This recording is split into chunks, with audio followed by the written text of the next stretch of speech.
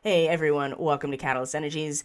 My name is Dee. Thank you for joining me. I am so grateful that you are here for this Catalyst Weekly Astrology Report. We're going to be looking at primarily the weekend of the 14th, 15th, and 16th of 2022, Friday, Saturday, Sunday. We have a full moon in Cancer that's on the 17th, and then we'll look at the main themes that are going to come up astrologically in that third lunar quarter from the full moon to our third quarter moon squaring the sun. So welcome back everyone. If you're new to this channel, welcome. Thank you for being here, and a special thank you and shout out to my patrons on Subscribestar. Not only do I appreciate your investment in me and creating this content, but I really investing in yourself. And what better way to start this shift in our soul's journey, right? The karmic journey of our soul that is shown by the nodes of the moon. What better way to, align yourself with investments into your own value than moving into those areas of Taurus and Scorpio, right? That's going to be the focus of our soul's growth for the next year and a half. So it's good that we're starting to think about it.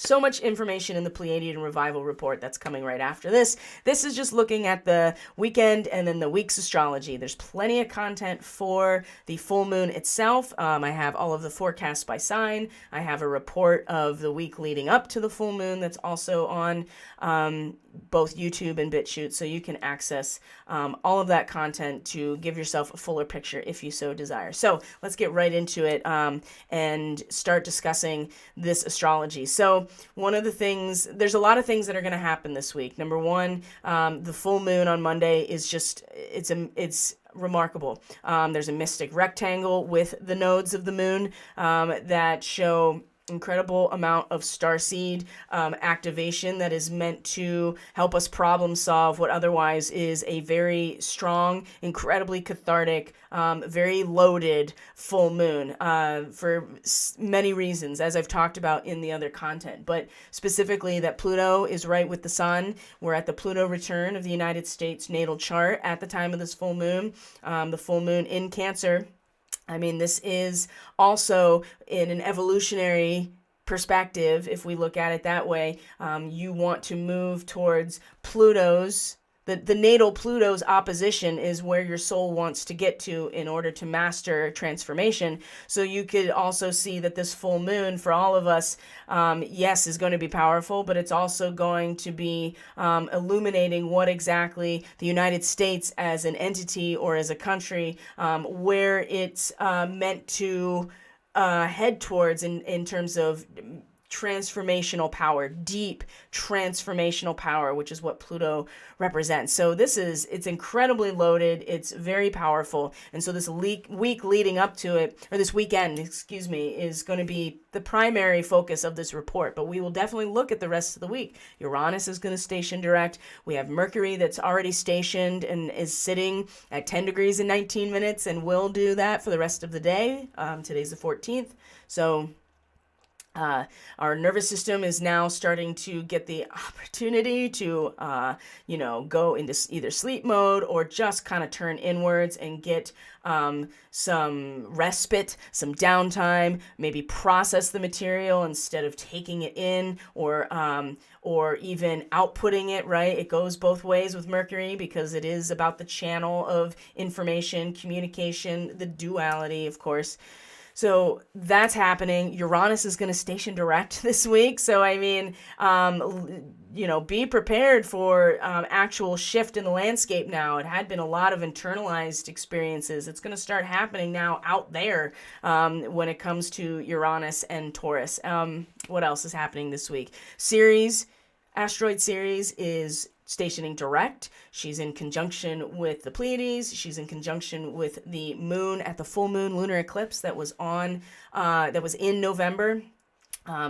That's happening today as well. She's stationing direct. She's the goddess of the grain, goddess of agriculture, goddess of the seasons, and her story very much is about her process of going within and coming back out based on the entrance of her daughter into the underworld and then coming back to the surface every year. So one of the things that came up in Bringers of the Dawn as I was listening to it, that's also linked on Telegram if you're interested in finding an audiobook Bringers of the Dawn.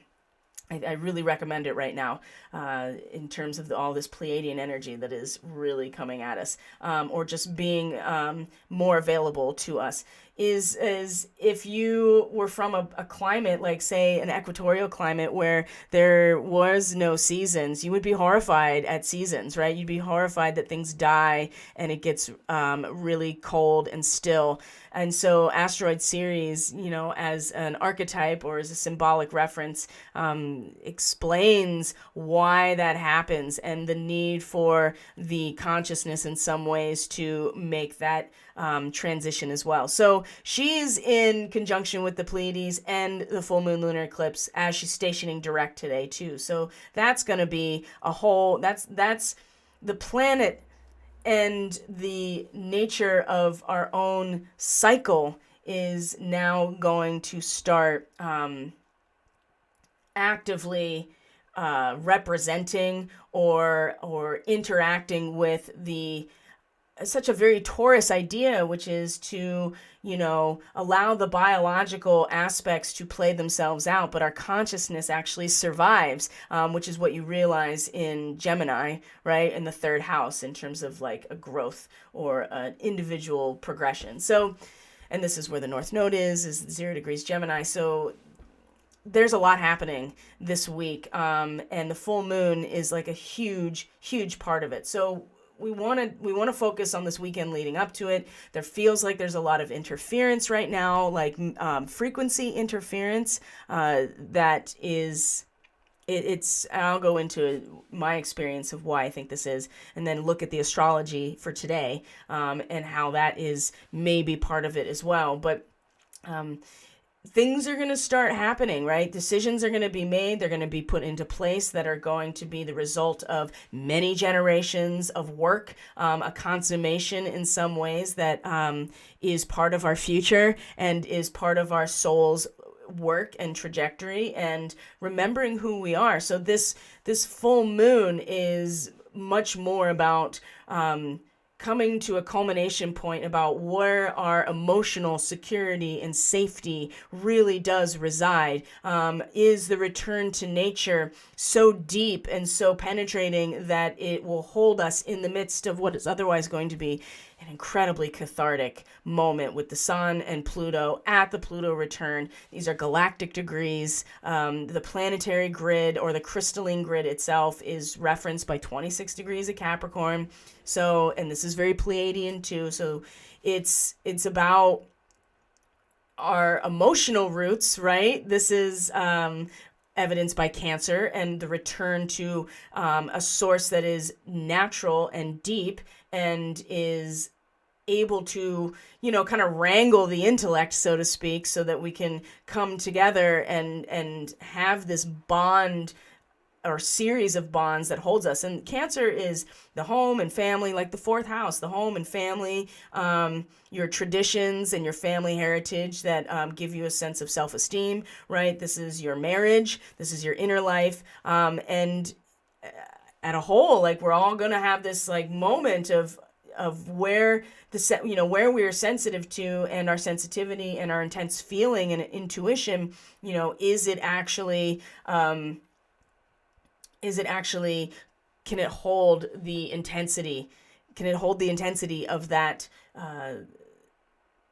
sensitivity, right? Can it hold it, right? Can what we have invested ourselves in, or the container that we identify ourselves with, right? That's more of the home and family aspect of Cancer. Is that going to be? Does it hold water? That's essentially it. While this fire is burning all around us. So let's get into the specifics, shall we? So Mercury, as I said, is already stationed. It's sitting at 10 degrees, 19 minutes, and will do so until later today, which is the 14th.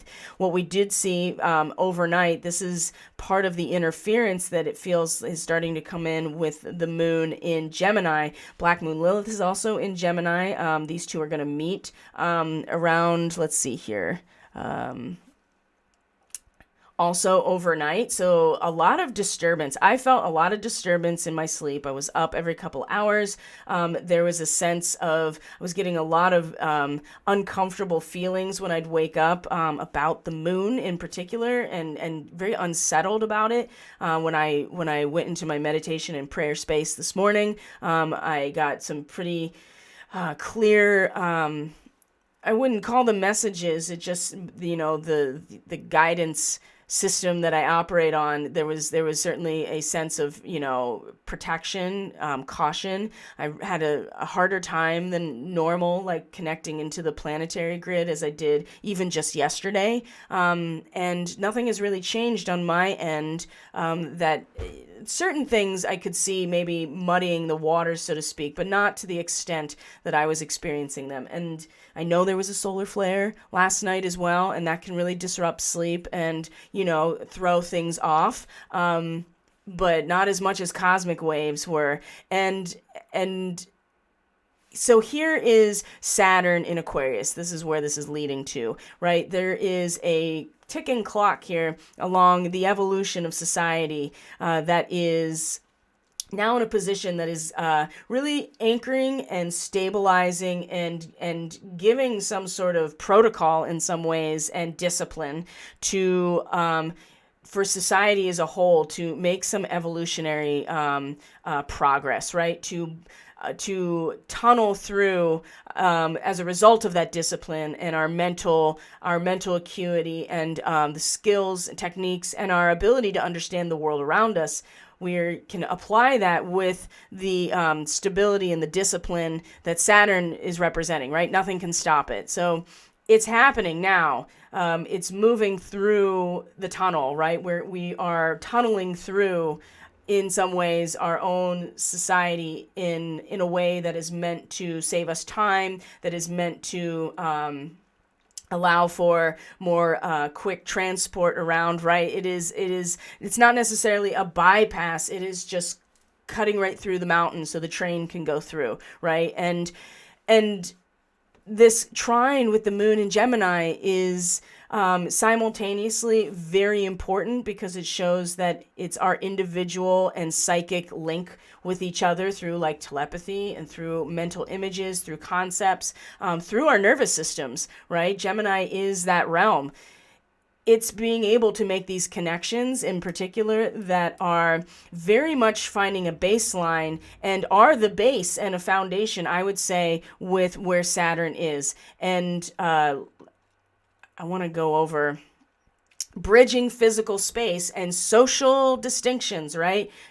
Two people communicate telepathically. And then the sun or the moon comes right into a conjunction with Black Moon Lilith right after that, in which we are talking not only about telepathy, but now the contrast to that, which is actually talking and actually taking subjective experiences and applying them to objective critique by talking to other people. And still in a trine to Saturn, but the first one, the actual bridging the gap, so to speak, in itself, was the trine to Saturn, which is very much the clock. Right, this is happening, and nothing can stop it. Right, the evolution of society in multiple ways. Right, this is not just necessarily, there's one kind of trajectory in some ways, and how we get there is up to each of us individually, which is going to come up later in the Pleiadian revival reading. So. And then the moon meets Black Moon Lilith. So I get the sense that while it's also very sensitive to information, and maybe you're getting information in your dream state, most likely because it's overnight that this was happening, that is tunneling you through the other side of something. Maybe you are having telepathic links very easily, or maybe you're just getting insight through your dream state about ideas and concepts and the function of the nervous system. And then there's something very necessary that needs to be addressed with Black Moon Lilith. That's like you have to make sure that it stands up, right? It has to stand up to an objective observation, right? It's one thing to subjectively experience these things, but the other side of that, just like with Gemini and everything, is that you have to actually, verify. You have to verify it by actually having, and Lilith is even deeper than our own subconscious. It's something that is connecting us to the grid of the planet and to our own ancestry and to a primal part of us that will survive because it's been written into our code, right? And this is also the sacred feminine in its most primitive archetype. And so it needs to, it's not enough to just be like, oh, the channels are open and I feel it and I'm getting this telepathic link and it's actually anchoring in this evolution, because you have to be very mindful about whose job site you are on when it comes, and why, right? This is important to be making sure of. And there's something so powerful about Lilith that is reminding all of us, like, make sure that is in alignment with this ancient wisdom, not what is being overlaid. And what is being overlaid really did feel like some sort of, artificial frequency intrusion. And I don't really say things like that very often, but it felt very much so that was a potential, and that I was very disturbed by it, as opposed to getting access to anything in particular. So I'm curious how people feel, if they've had similar experiences in the last day, if I'm just, I mean, either way you look at it, it's opening these channels, and what you do with it is really, again, up to where you're at in your own process. So as the moon continues to move through Gemini throughout the evening and today, we also see that, remember, Mercury is retrograde in Aquarius. Now, it's at a standstill, right? We are looking towards something beyond just us and in a quiet moment to get access to some guidance we're at a threshold here. It definitely feels like it. So the moon has a mutable square with Neptune. Neptune's going to move degrees this week, and it's going to go from this very tactile, innocent trust of what's coming to, okay, the mandates are coming down from the mountain now. So it really depends on which spiritual pathway you've been following, what that's going to look like.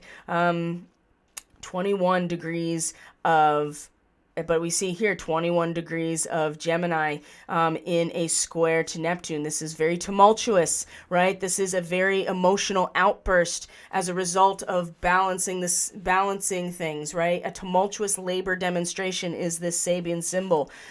So I think that, again, it really depends on what has come forward through that channel, and how it makes us feel, and how it makes us feel about what's going on around us. And it's also in a square to Pallas Athena, because now they're in the same degree. Again, that is about this really this trust and this surrender and an openness that is pure and emotional, and it's a growth in consciousness, right? But it's very early. It's very earliest tactile awareness, right? It's sensual, it's emotional discovery. This is where Neptune and Pallas Athena are, and Neptune's been here, right? It's a vision of the future that you can only feel. It can't be cognized, it can't be acted upon. It's just something that you experience in just being yourself. And now Pallas Athena is there, right? The goddess of wisdom, right? So there's a strategy involved with this in a square to this Gemini moon that is more like a revolutionary impact of certain concepts upon the collective emotions and desires. You can see how an emotional outburst here may very well be a strategy that is, again, elicited or created. But if you are working within your own self and you feel like you have a very good, membrane or electrical, force field, when you want it to be, then I also feel like that, I also do feel like that what you experience and the square here, this mutable square here, that is very Lyran and very, very Orion. Okay, there is something very powerful about that.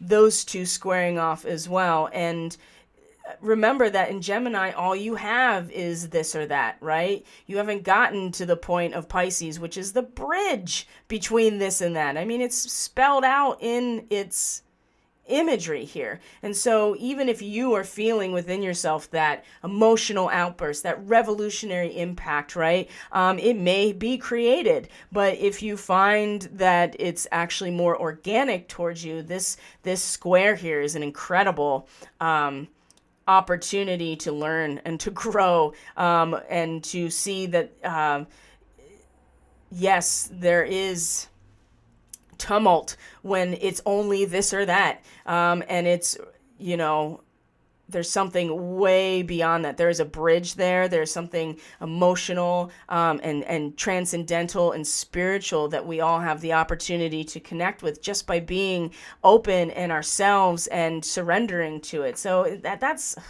again, this is by the end of today. We're looking, or this afternoon, 4:50 p.m. Eastern Standard Time. Ceres is already gone. Then Ceres goes direct. And then the moon comes into an opposition with our good friend Mars in Sagittarius, 24 degrees, right? And things are, this opposition here is like, you got a quincunx with the sun right after it. So this opposition,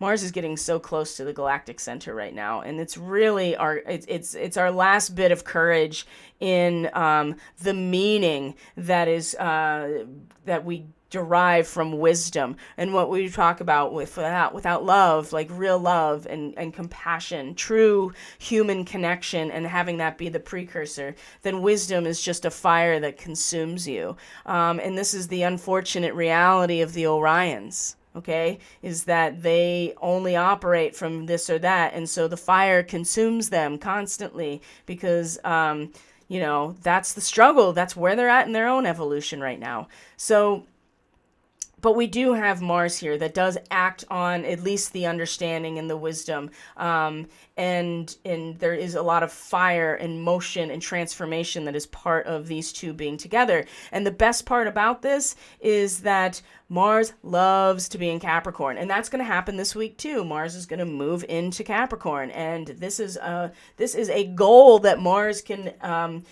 put its energy towards. And I have a feeling that as cathartic as this full moon is, it's going to create a lot of space where this can come in, and when it meets Venus in February in this conjunction of Capricorn, it's going to be like breaking chains and setting real, really using the alchemy of attraction, of sexual union, either figuratively or literally. That is up to you. With coming together right at Valentine's Day, when they come together, it's going to be like the two figures in the Devil card finally releasing themselves from their chains and coming together, right? This is kind of like that moment at the end of the Matrix when Neo and Trinity finally come together again. So leading up to that is Mars in Sagittarius. So we're going to start feeling like things stripping down to their basic constituent parts with the moon in Gemini, right? And specifically that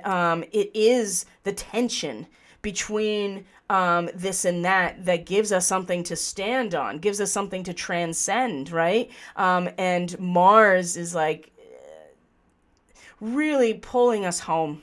He's pulling us home. He's pulling us back to ourselves and charging back to the cottage with the bluebird perched on the front gate, right? It's just, there is somewhere actually meaningful to go. And the opposition to this really is going to be felt the most, I think, by the end of today into tonight, in the fact that so many people, and we have been conditioned so perfectly for this moment that that we only have something to really stand on when there is the resistance of the dialectic or the duality. And the Orions are so responsible for that. And you can get a lot more information about that if you follow Dan Winter. He talks a lot about that. I would say that in the Law of One, that was pretty spelled out in my read and estimation. Just my own knowledge of my own Orion starseed nature and working with Orion starseeds and where they're at on their own. They're so part of what's going on here, and they've also been part of creating this, because that's all they have is the dialectic. That's what they are at that level of their own evolution, is utilizing that. And we'll feel that. And the opposition, again, with Mars here in Sagittarius is like, no, there's somewhere to go. You don't need just that. There's a whole point to this that takes us home, takes us into meaning, takes us back to a really good place. But we have to maintain our integrity. And there isn't any of that when you are in Gemini. Not to say that Gemini people don't have integrity. Please don't take it that way. It's the idea that mastering the dialectic without having it consume you is the trick. And I think that we'll all have kind of this moment of feeling this pull. And you always want to find the fulcrum. Right? That's how, in my read, that's the best use of an opposition, is like, find the center of your seesaw, right? Harness the power of these two aspects pulling on each other by being perfectly balanced. And then you are generating energy, potential energy in this. So it's not all bad, but there will be a tension about this, right? And Mars is pretty powerful in a fire sign. So, and again, the moon is doing something is happening. Either satellites, blocking the natural moon frequencies. There's a lot of information about, some people feel like the moon is still the Death Star. Other people have commented or reported that they feel like the moon has been released from this role. I don't know at this point, but what I do know is something was interfering at a frequency level to capitalize off of these transits. That seems pretty clear to me. I have no data to back this up. These are my opinions based on my read. So if we come through into the 15th, which is Saturday, and we are looking at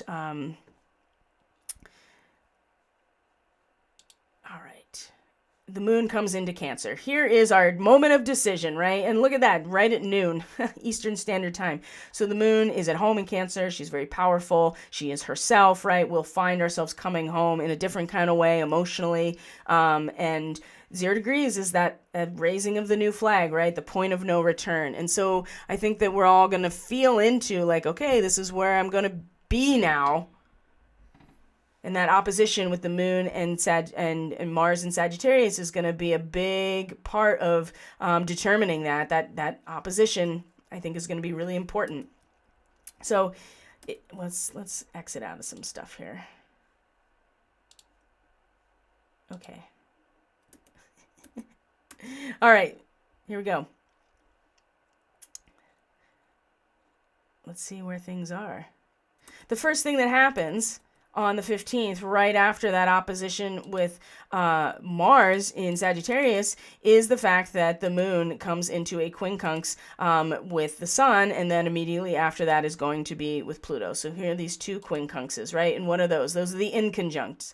Those are the moments where we adjust ourselves. These are the moments where we actually square the circle. We figure out how to adjust to make things fit that normally don't fit in their natural form, okay? This is the 7, right? The opportunity to surrender to, something infinite, something that is, you reach the octave as a result of your adjustment with a quincunx. So, and sometimes they can be wild card types of things that allow that to happen. So 25 degrees Gemini in a quincunx with the sun. So this is really powerful because these two represent the polarity of the person, right? How we feel and what we say or how we express ourselves on the outside. So again, feeling into just stripping everything down to its base constituent mental concepts of black and white, this or that, right? The two sides of the chessboard, however dark and light, however you look at it, it's going going to get stripped down. We're only see the essential nature of these two things. The quincunx is to these galactic degrees over here in Capricorn, which, again, we're talking about Orion here, and then we're talking about Pleiadian over here. They don't fit because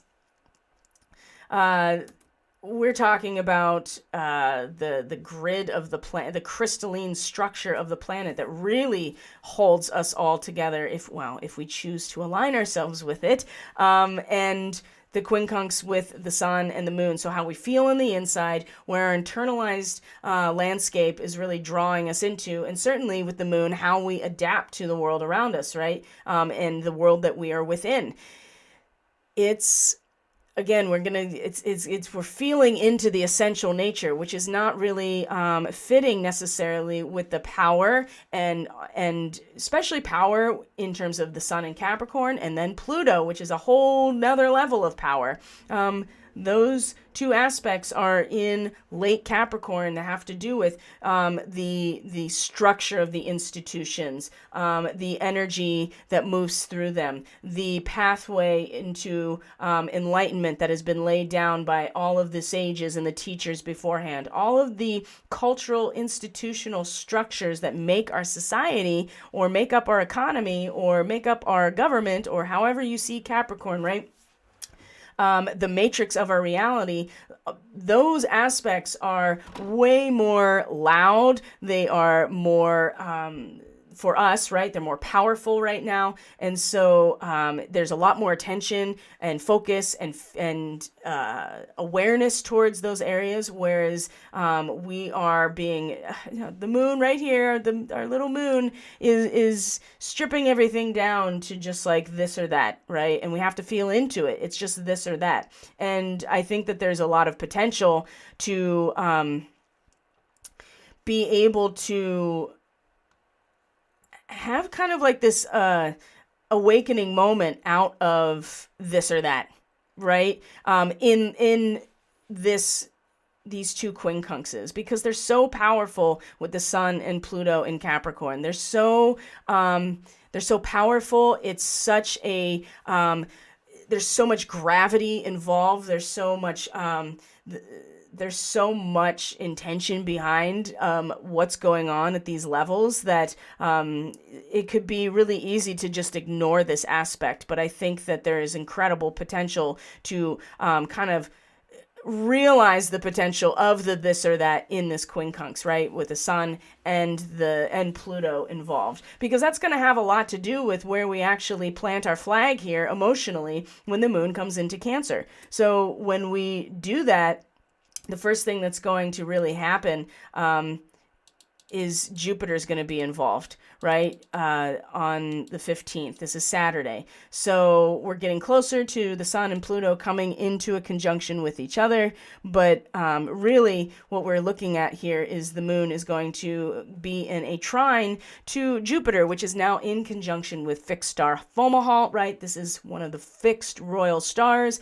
It references Archangel Gabriel, right? The messenger, the divine messenger. This Sabian symbol is two seashore resorts that are linked by a thin isthmus. And the idea that the interchange between humans, right? There's the bridge of the Pisces, the Vesica Pisces, right? The Pisces glyph. That's the bridge. It's thin, right? And things can get congested in terms of that.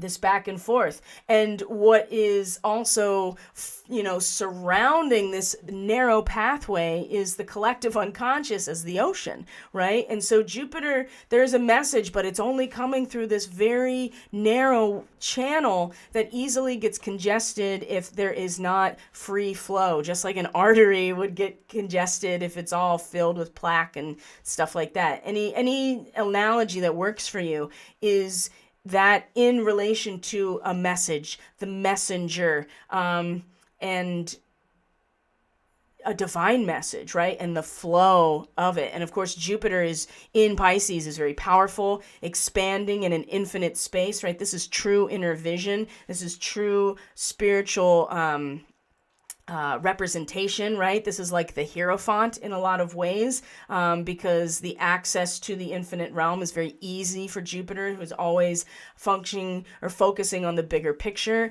And the bigger picture is massive and powerful. And this little isthmus is tiny and narrow, but it's the bridge. It's the bridge in the Pisces glyph. And so in a trine to this Cancer moon at 4 degrees of Cancer, I know this well. This Sabian symbol of 4 degrees Cancer is so fascinating. It's the cat arguing with the mouse, right? And it's an attempt at self-justification, because we still haven't quite come out of the dialectic of the Gemini realm, right? And so we're still kind of, our nervous system is still going back and forth with something that we've emotionally committed to, or that we're rooted into emotionally, right? There's no getting around that. Your home and family of origin, this is where you were born into, right? Your marriage, right? You've made commitments, and therefore that is you're rooted into it. It's the core of your emotional character, is your 4th house in Cancer. So a cat arguing with a mouse, it's an attempt at self-justification. We've made our decision, we've planted our flag, we've emotionally invested ourselves in a space, and we feel it. And the trine is so interesting, because it is creating...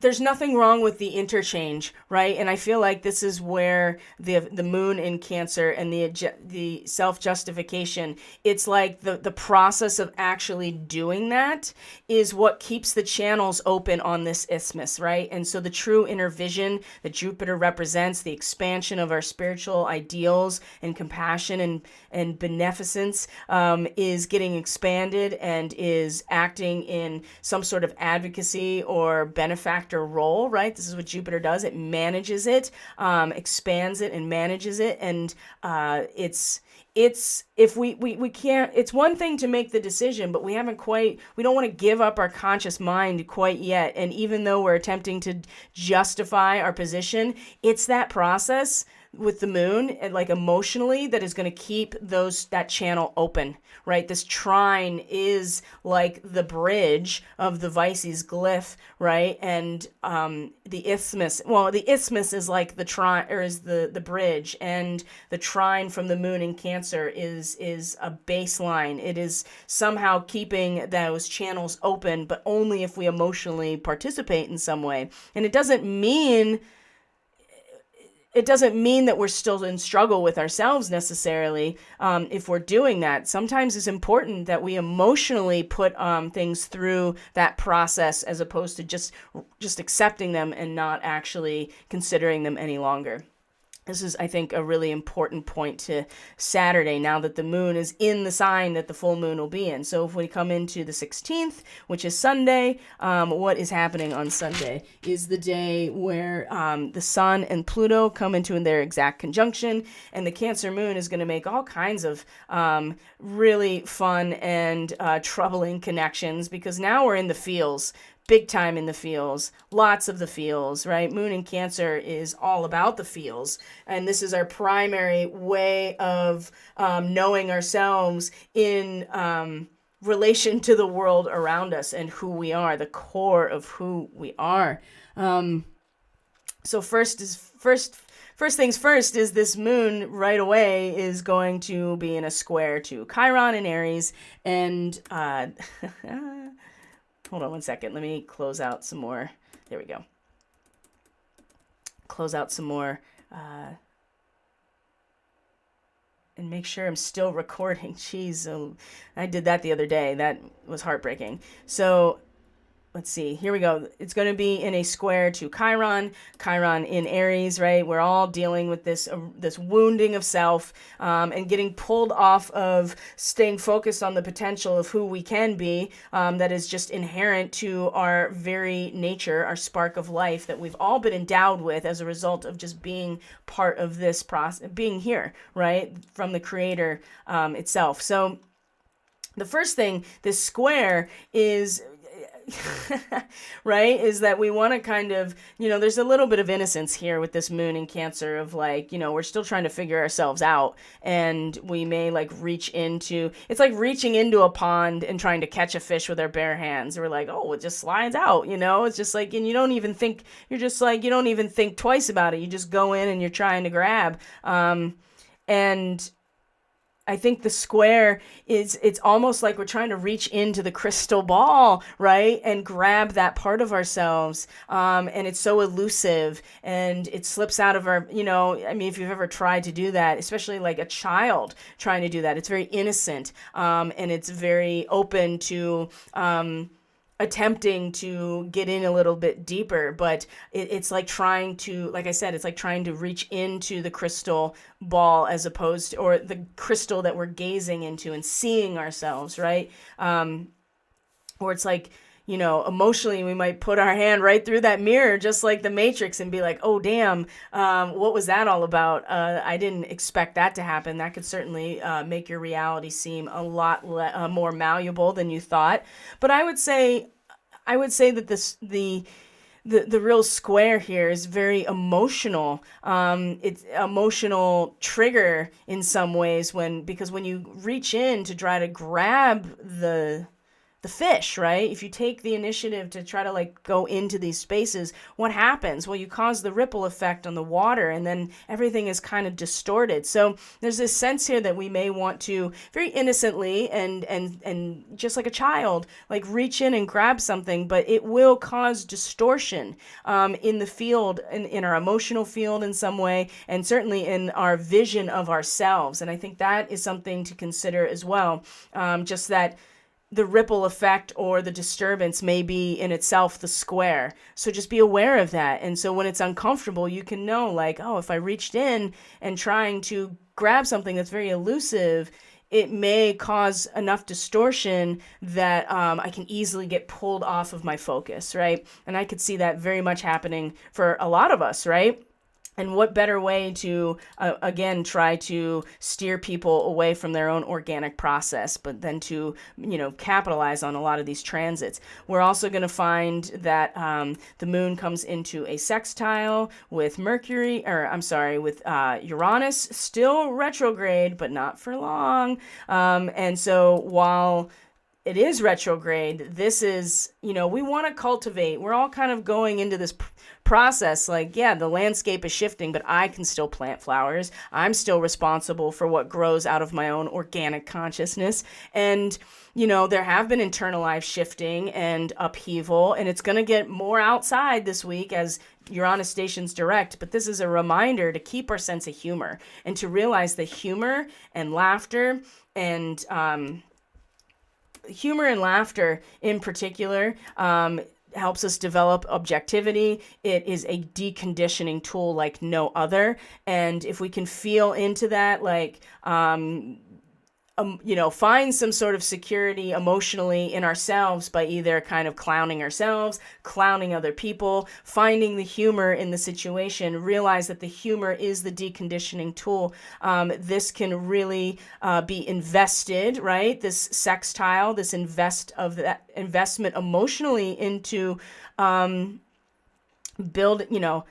cultivating our own beautiful garden within our own mind. I think that's really important. Don't lose sight of how important humor really is in terms of independence of mind, deconditioning, and developing objectivity. Because right after that is when the sun meets Pluto. Like within 2 hours, they come and meet each other exactly at 26 to 27 degrees, which is about the pilgrims climbing the steep steps up to the shrine. And there's something so powerful about the ascent of the individualized consciousness to the highest realizations based on the path that has been created over and over. But as well as I do, the fact that Pluto is there. This is so close to the Pluto, a degree away from the Pluto return of the US, that the ascent of our individualized consciousness is going to have to find a completely new trail up the mountain. Pluto is like a landslide or a mudslide that is just destroying it.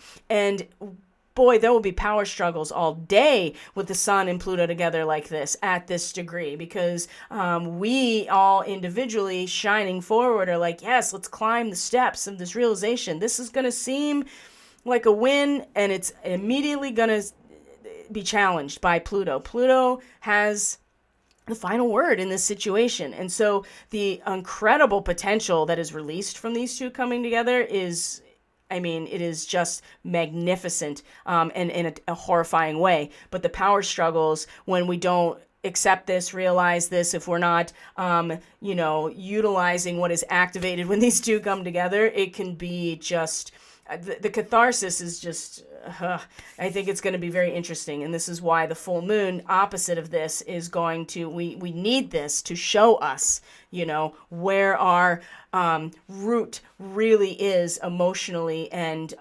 spiritually, and love, right? Because Cancer is cardinal water. It is about spirit and love and the power of those things. So we talked about, so here's this sextile. You can already see that it's coming into a quincunx. Not only it was in a quincunx with Mercury, coming into a quincunx with Saturn. Again, it's just that cardinal energy of Cancer just not fitting at all with the fixed air of Aquarius, right? Aquarius is the water bearer out of the third eye opening and realizing and holding the immensity of society at a energetic level.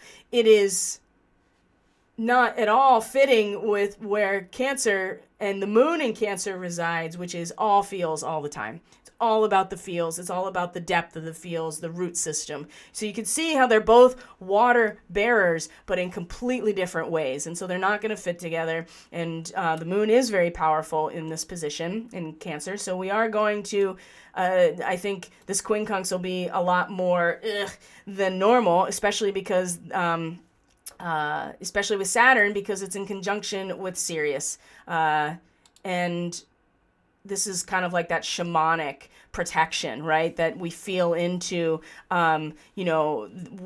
the real guardianship of this planet and the real guardianship of life, and facing something that is timeless and infinite, right? Because Sirius does represent the void, and as a star system and as a fixed star, and Cancer itself is the womb. It's the space. It's the contained space that holds us as we develop. And Sirian starseeds in particular, I mean, this is, there's a strong guardianship and protection, just like a mother, just like a womb, any kind of vessel, the family itself, the religious traditions, all of the things that Cancer can represent. Your patriotism, right, it's your house. And not your physical house, that's Taurus. This is like your house at emotional level, right? Is it in order?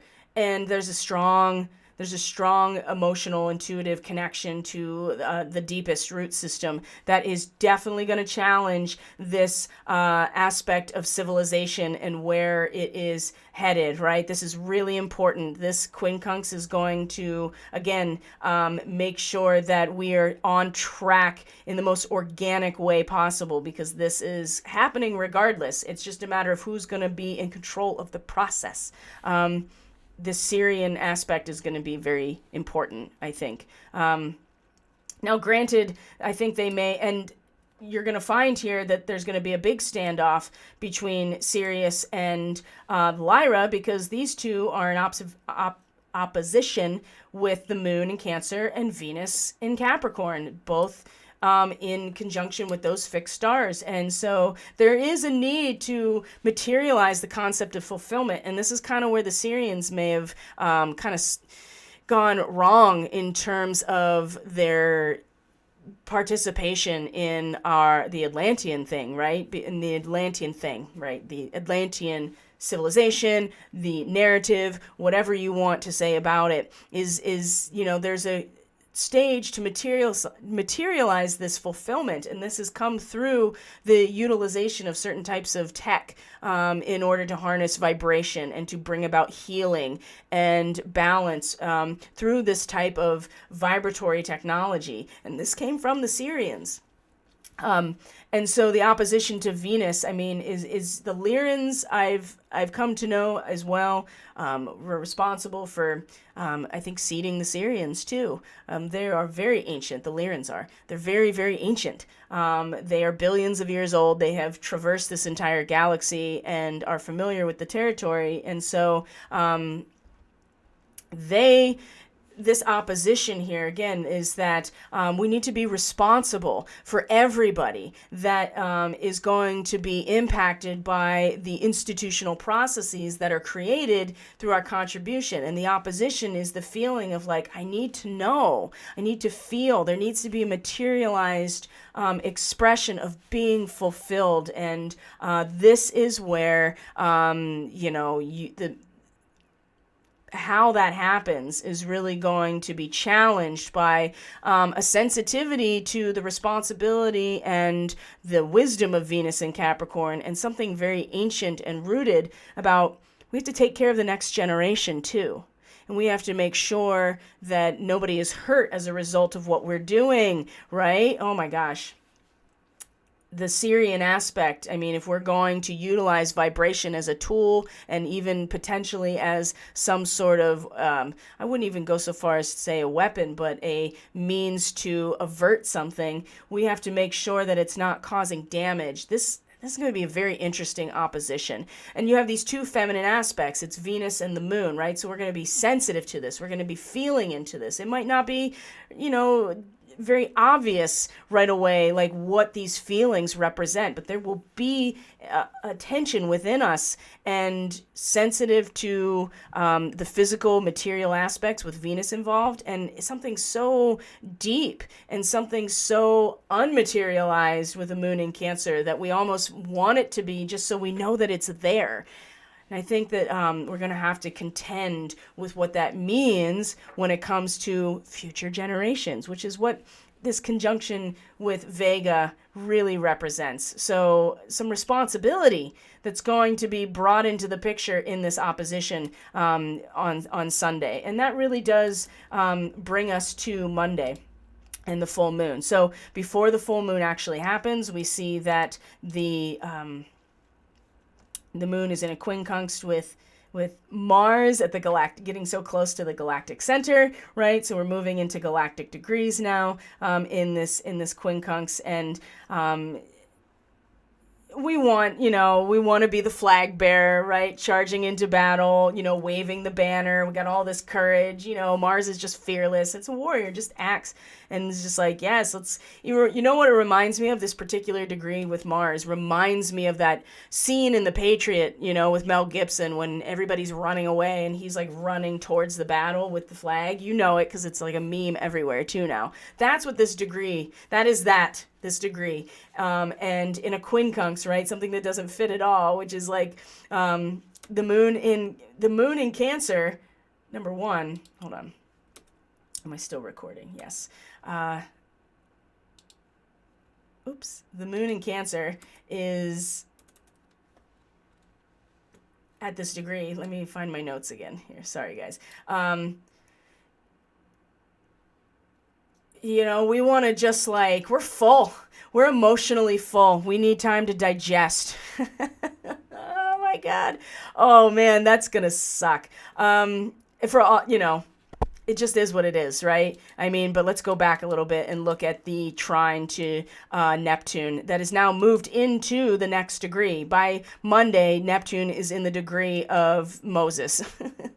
And the mandate coming down from the mountain, I'm not literally saying it's Moses. I'm saying that we've gone from a very innocent, tactile exploration and discovery through our emotions now to something a little bit more substantial that we can actually reference, that's come down as this is what it is, and this is what it means. And so to have this trine again with the moon in Cancer is very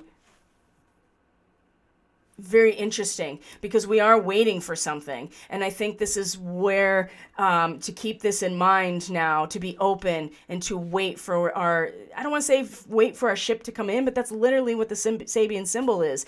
But it's waiting for the boat, right? Knowing that it's coming and the longing for it. There's something about the longing for it with the moon in Cancer that opens up and attracts in the, the coming down from the mountain, almost the definitive, like it's taking the peak experience and putting it into everyday language and life. And that's what Neptune is about to do come Monday as it moves into 22 degrees of Pisces. And we have to be open. And there has to be a longing, like we really have to long for it and yearn for it in certain ways, especially with the moon. In order to take that peak experience and put it into some sort of format, right? Get on the boat, so to speak. So when the moon does come into the quincunx now with Saturn, with Mars at 25 to 26 degrees, we're going to be full. That peak experience came right into our emotional landscape, our intuition, our subconscious, and it is not fitting with our Mel Gibson Patriot vibe here. So, and it doesn't mean that they're in a quincunx, right? How do we actually adjust ourselves in this moment? That's a hard one because they really are not fitting together, because emotionally we are full and we need to digest and relax, and our masculine is ready to go into battle. I don't know what that's going to look like. I mean, I could make some sort of, generalized idea here in terms of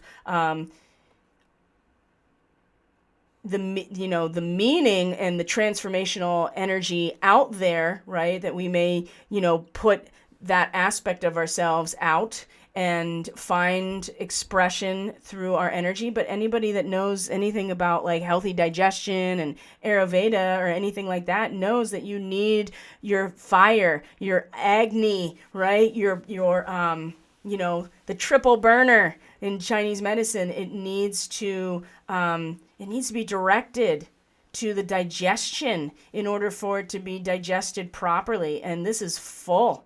You are full. We are emotionally full. So maybe that is where Mars gets its direction. That's how we square the circle, not to carry the banner necessarily towards any major battle, although that is probably going to happen. But we also can't like, you get sick, right? You get sick if you like try to do like any kind of exercise or something really active after you've eaten a huge meal. And it won't be a meal, it'll be a spiritual fulfillment, right? With that trine to Neptune. So we've just got to be careful not to, overdo it on the Mel Gibson end of things while we're digesting a very huge spiritual, I think, swell in some ways with this full moon, because then the moon, becomes full. So we're getting fuller and fuller emotionally, obviously, since that's what is happening here with this full moon. It makes its opposition to Pluto, makes its opposition to the sun. It becomes full and illuminated. We've talked about this in a lot of previous content, so I don't feel the need to necessarily go back into it. But what we do also see here is that the moon also on this same day will then move into Leo and will immediately make a connection to her own nodal axis, which is, again, Alpha Centauri, 0 degrees Leo, and then 0 degrees Gemini, which is Alcyon and the brightest star in the Pleiades. So this really starts off the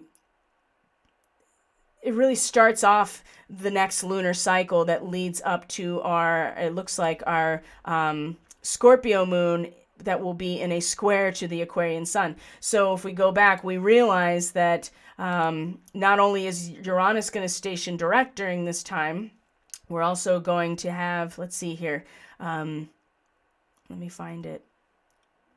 the sun is going to go into Aquarius, and this is where the sun is at its detriment, right? It is opposite the sign that it's most powerful in, which is Leo. But the moon is in Leo, so there is a reminder within our own emotions that right after this full moon of what it feels like to be the center of our own solar system and be sovereign, right? To be sovereign individuals. So it'll be subtle, maybe it'll be intuitive, maybe it'll be in our dreams and our feelings of what it means to be sovereign. Because when the sun comes into Aquarius, I mean, the sun really loses power at that point. Our own individual sovereign expression gets really caught up in the civilization and the collective as a whole. So we have to be aware of that and just, I think, lean in a little bit more next week into our feelings while the moon is in Leo, because it's going to be a good indication of where our sovereign nature is and how it goes out of control. That's the other thing too. So what else happens? Uranus stations direct during this week, as we said. So, and Mars is at the galactic center. So there are things that are about to happen. And look at this.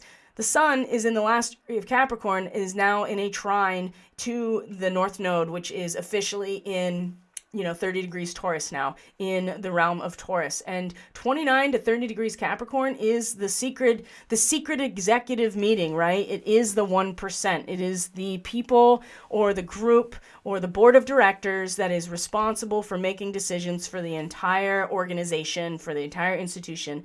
This is a consummation, right? Something is going to be put into effect. A decision that has been building will be made, and coming right off the heels of this Pluto return of the U.S. meeting the sun, this is really powerful. So there'll be way more information about that in the Pleiadian revival. I'm just showing you that it's actually happening during this week while Uranus is stationed direct, Mercury and Venus still in their retrograde, and we have the moon in Leo. So don't forget who you are and what makes you sovereign, because that's where the moon's going to be. And then you find that the sun comes into Aquarius, and then we're going to go through the weekend, of course, next weekend, leading up to the third quarter moon. But one of the main transits that is going to happen is that Mercury Cazimi, right? Mercury and the sun come together while Mercury is retrograde. And this is going to be a really incredible moment here to harness our spiritual energies in a way that we're going to really need later. And Mercury's already gone over this point. It's in its retrograde now. So we could go back and look where Mercury was at 3 to 4 degrees in its prograde motion just a little while ago and see what was going on, because the sun meeting that point is going to illuminate maybe some, tweaks that we need to make to that. Maybe there's work that needs to be done to our solar system, our nervous system in order to harness our really intense and powerful spiritual energies, kind of like a Hindi, yogi or a mystic, right? That are able to not only harness that power, but use it for healing and for good. So the moon, of course, is going to move through Virgo, through Libra, and on the 25th, it's going to make this opposition, it's going to be in a square very close to a Draco marking, by the way. It's going to make a square to our Aquarian sun. So yeah, I think that's going to do it for this week. So let's just recap real quick about what to expect after this full moon in terms of major transits. We have the full moon in Cancer, and we have Pluto and the sun coming together at the full moon in Cancer. We have the moon that moves into Leo. We have the North Node comes into 30 degrees Taurus. The South Node comes into Scorpio officially on the 19th. We have the sun in the last degree of Capricorn, trine to the North Node. I mean, a very material base has just been created at a karmic level where we're headed with people who are making decisions, right? And so this is going to happen on multiple levels. So if you are aligned with the organic template of New Earth, then this is going to be us as that collective making those decisions at a soul level. But anything else is going to be literally people making decisions for the rest of us in some secret back room somewhere, right? That is what the last degree of Capricorn really represents. So with Pluto so close behind, there may be a massive changing of the guard before this trine happens, and that would be certainly interesting. But then the moon or sun comes into Aquarius at that point, 0 degrees Aquarius. This is also still Pleiadian territory, and Uranus stations direct. And so that shifting landscape in terms of assets, resources, currency, our physical environment, depending on where Taurus is in your chart, that's where you're going to really feel it the most. It's going to start shifting in the actual landscape outside of us. It's going to be something we have an experience with outside of us, as opposed to this internalized shifting. And then we go through the weekend again, like I said, and we are at, here it is. The Scorpio Moon is going to square the Aquarian Sun, this fixed square, and at the same time be in, a quincunx to Chiron. So yay, yippee, that sounds like fun. So you guys, I'm going to leave it there. That's plenty to get us through the weekend and the week. Keep in touch for the Pleiadian revival. So the best thing you can do if you're not already subscribed is do that, hit the notification bell, then you know when I upload. BitChute, I don't know what BitChute has in terms of all that stuff, but you just check and go to my channel and it'll be uploaded. So that's going to be coming next after I take care of uploading all of this. And we're going to go into the astrology and the starseed aspects of the next couple of months. So that's going to be, I'm really excited to be able to offer that to you. If you are interested in a reading or energy work to support your process, especially a heavy Pleiadian time like this, Reiki is the way to go, in my personal opinion. Either with me through remote or distance work, unless you happen to be like in Williamsport, Pennsylvania. So that might be an option.